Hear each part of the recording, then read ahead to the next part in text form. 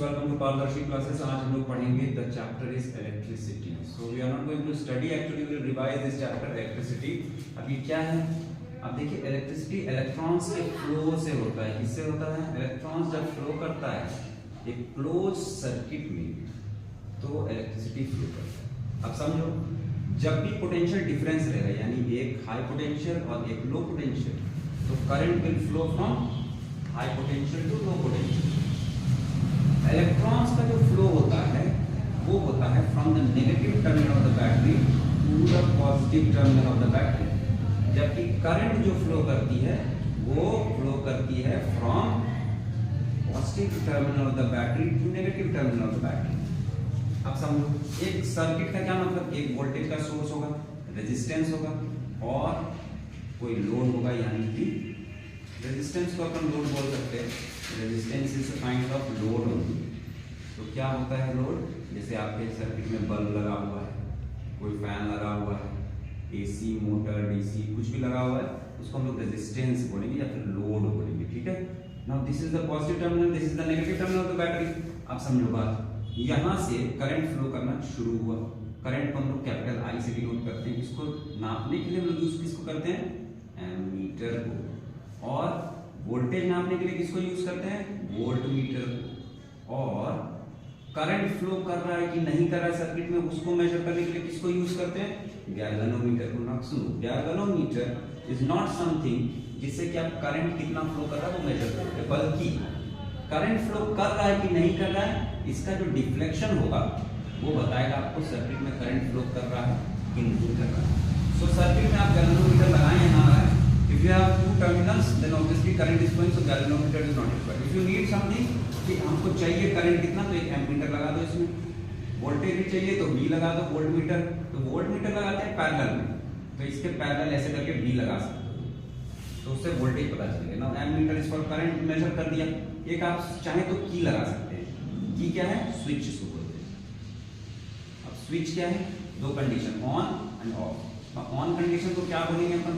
On condition को बोलेंगे कि सर्किट इज क्लोज्ड, मतलब value is 0 1. Of condition is open circuit. Open माने 0 0, यानी कि ओपन, करंट फ्लो नहीं कर रहा है. अब समझो, यहाँ पे फिर से आते हैं, ये की लगाया, इसको जब मन करेगा यहाँ से यहाँ सटाएंगे, ऐसे क्लोज सर्किट हो जाएगा, इसको छोड़ दिया. अब क्या हुआ? करंट फ्लो करना शुरू हो गया. जैसे करंट फ्लो करना, कब तक करंट फ्लो करेगा? जब तक कि ये जो वोल्टेज सोर्स है, जब तक अपना वोल्टेज सोर्स एक पोटेंशियल डिफरेंस को मेंटेन करके रखेगा.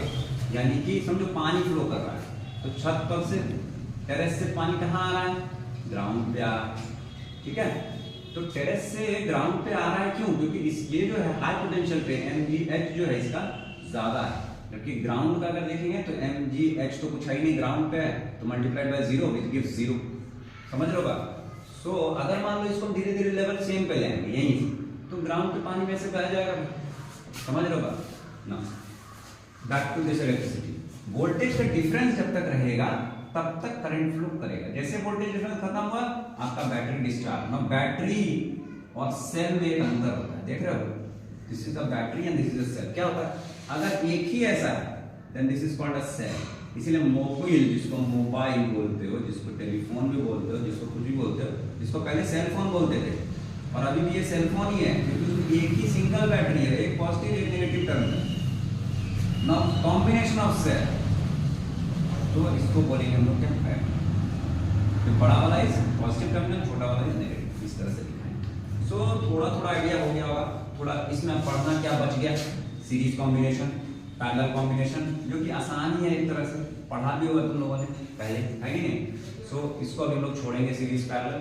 हाउस होल्ड सर्किट थोड़ा बच गया, मान लो हाउस होल्ड सर्किट. अब ये क्या होता है? अब घर में मान लो तुम्हारे 4 पंखा चल रहा है, 4 फैंस, 40 वॉट ईच या 50 वॉट पकड़ लो, 50 वॉट. 4 पंखा 50 वॉट का गुना 50, 30 दिन चलता है. 30 दिन और एक दिन में 4 घंटे चलता है. 4 4 किया 12 पंचे 60 चौके 224. क्या वाट, क्या आवर. क्यों? क्योंकि ये 4 घंटा चला तो आवर हुआ, और यहाँ वाट है तो वाट आवर. 240 वाट आवर पंखा ले गया. समझो कि बल्ब जल रहा है कोई, वो भी 60 वाट आवर ले लिया तुम्हारा. महीने का चल रहा है ये, और तुम्हारे घर में आयरन चल रहा है रोज 10 मिनट 1 घंटा जो मान लो 1000 वाट आवर आयरन लेंगे। अब क्या है, तीनों को जोड़ो, 1000 और 300, 1300 वाट आवर बनेंगे। इतना क्या, इतना पावर कंज्यूम कर लिया आपने। पावर का यूनिट होता है वाट, और क्योंकि 1 घंटे में कंज्यूम किया तो पावर इनटू आवर हो गया। Power into hour is energy. Energy का unit whatever it is, I don't know when power into hour is energy और नॉट, लीव दिस। ठीक है, पावर इनटू दिस। ना रेट सरकार चार्ज कर रही है 6 किलोवाट आवर। अगर आपने कंज्यूम किया तो आप ये this is called 1 unit, 1 unit बोलेंगे इसको। तो 1 यूनिट का दाम है मान लो 5 रुपए, ठीक है, 5 रुपीज INR। तो 6 ये जो किलोवाट आवर में कन्वर्ट किया, कैसे, ये वाट आवर में इसको 1000 से डिवाइड कर दो तो 13 हो गया ना, 13 kilowatt hour. This is 1 unit, this is